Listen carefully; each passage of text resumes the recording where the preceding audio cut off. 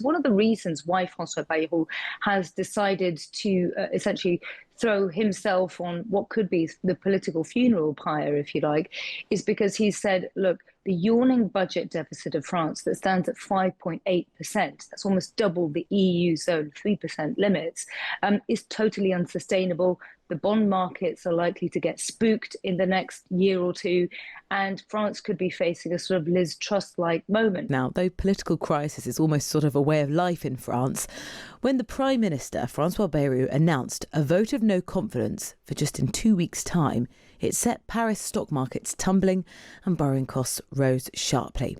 The Times this morning reports that the political turmoil could cast doubt on the future of Starmer's migrant returns deal with Paris.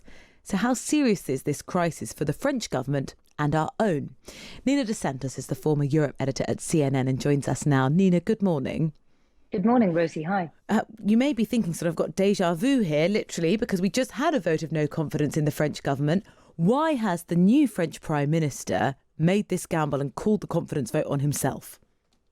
Well, essentially what he's trying to do is get a budget passed that his predecessor was thwarted by. You'll remember that he's the second prime minister for France in the last year since Emmanuel Macron made that fated decision after a dismal performance in the European parliamentary elections a year or so ago to then dissolve parliament, call a parliamentary election, and that delivered a three-way split.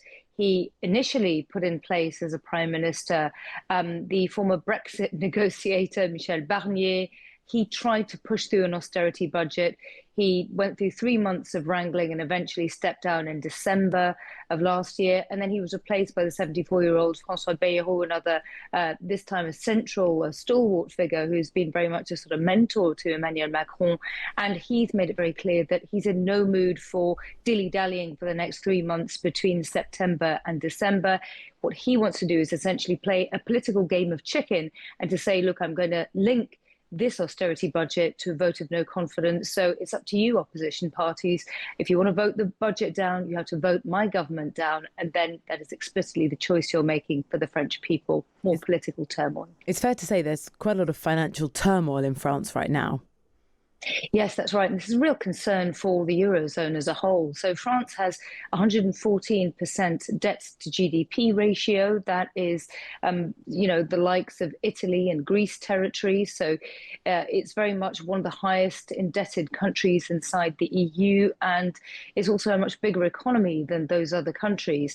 In fact, obviously, France is the second largest economy inside not just the EU, but the Eurozone.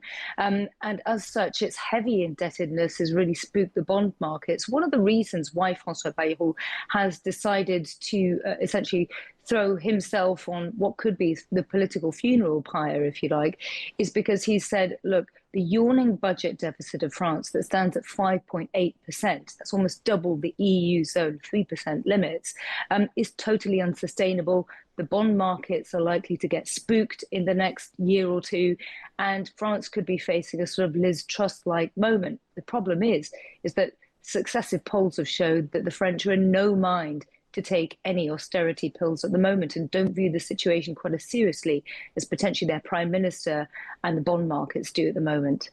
How likely is it that he'll survive the confidence vote? If you look at the numbers, it's looking extremely unlikely that his party would be able to cobble together enough of a majority to actually pass this confidence vote and get the budget through.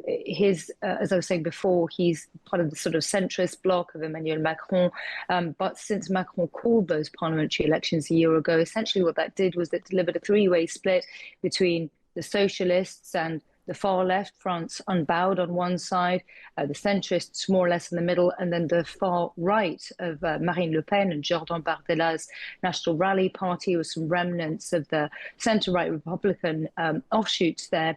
Those parties are split three ways. The other two opposition parties on the left and right have said there is no way we are going to, and this is in particular the message coming from the far right, there is no way we are going to vote for a budget that will be economically detrimental to the quality of life of your average French person. Essentially, what's happening in the backdrop here is that this is already the starting bell for campaigning for the 2027 presidential elections for France, which Macron can't run in again because he can't do 3 consecutive terms as president.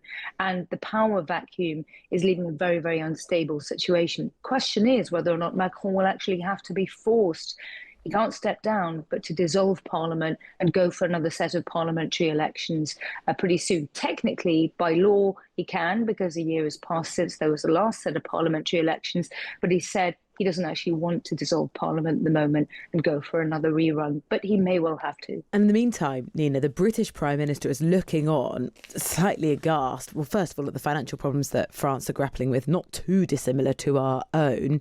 But also we had an agreement, a law that hadn't yet been passed with the French Interior Ministry that would make it much easier for the French police to stop boats when they are in the water. That's what's causing the problem often. The migrants, the asylum seekers on the beach, the French police can intervene, and as soon as they're in the water, that they can't anymore.